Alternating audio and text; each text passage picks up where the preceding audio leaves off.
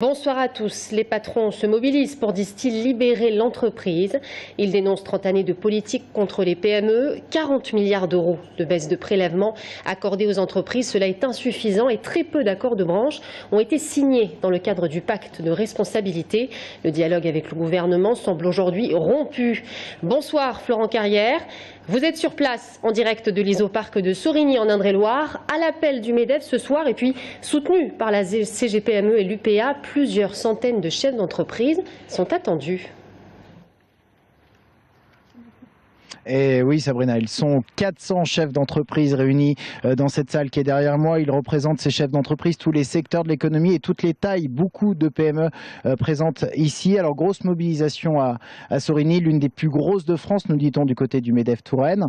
Le MEDEF qui a choisi de rester au chaud plutôt que de descendre dans la rue, comme l'a fait la CGPME. Mais il s'agit bien d'une manifestation dans le cadre de cette mobilisation des chefs d'entreprise toute cette semaine. Des chefs d'entreprise qui réclament des allègements de charges, de taxes, mais aussi des contraintes. Ce sont plus de 30 années de politique économique qui sont mises en cause, gauche et droite, dans le même sac. Alors, une des mesures qui suscite des mécontents, c'est le compte pénibilité.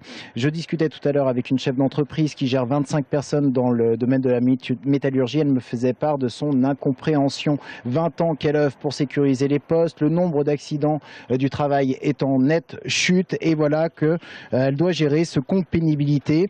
C'est du travail en plus, des diagnostics à faire sur tous les postes, et elle n'a, selon elle, clairement ni le temps ni les moyens humains pour gérer tout cela. Je suis avec vous, monsieur Jean-François Pilard. Bonsoir. Vous êtes vice-président du MEDEF national. On a rarement vu une mobilisation des chefs d'entreprise comme celle-là, et pourtant vous dénoncez 30 ans de politique contre l'entreprise. Alors pourquoi vous mobilisez maintenant et de cette façon-là? Écoutez, c'est la conjonction finalement de deux phénomènes. Ça fait 30 ans, comme vous venez de l'indiquer, que les entreprises vivent dans un environnement qui se caractérise par une très grande instabilité, tant sur le plan fiscal que sur le plan social, dans un environnement qui est un environnement de complexité. Et à cet environnement très défavorable, auquel viennent se rajouter, comme vous venez de l'indiquer, quelques éléments nouveaux du type pénibilité, s'ajoute le fait que depuis 2008, la plupart des entreprises que nous représentons vivent une transformation extrêmement profonde qui se caractérise par une absence quasi totale de croissance, voire une baisse extrêmement significative d'activité.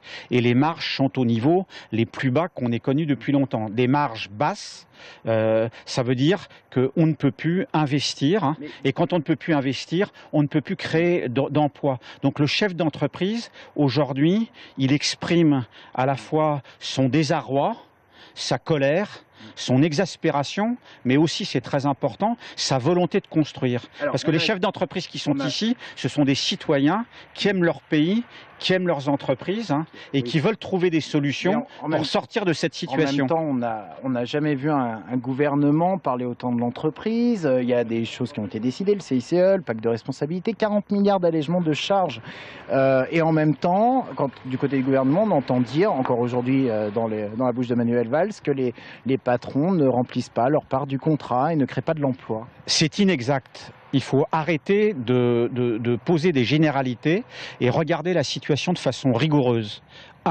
Depuis 2011, et je prends volontairement un espace qu'on ne peut pas qualifier de politique, depuis 2011, les chefs d'entreprise ou les entreprises ont vu les prélèvements obligatoires, coût du travail et impôts augmenter de près de 40 milliards.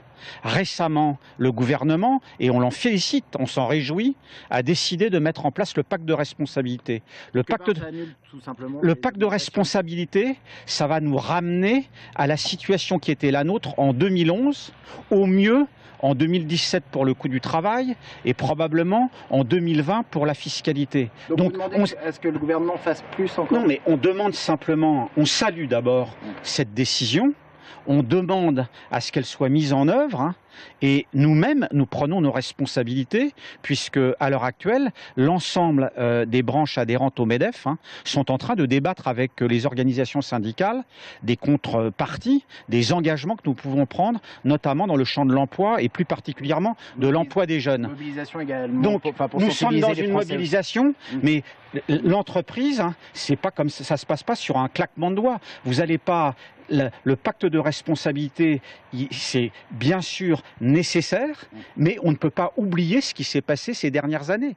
Merci beaucoup Jean-François Pilard d'être soirée intervenu sur notre antenne. Bonne soirée à vous. Bonne soirée à vous aussi. Suite de la mobilisation demain à Lyon, MEDEF, CGPME et UPA seront là pour dénoncer notamment le compte pénibilité.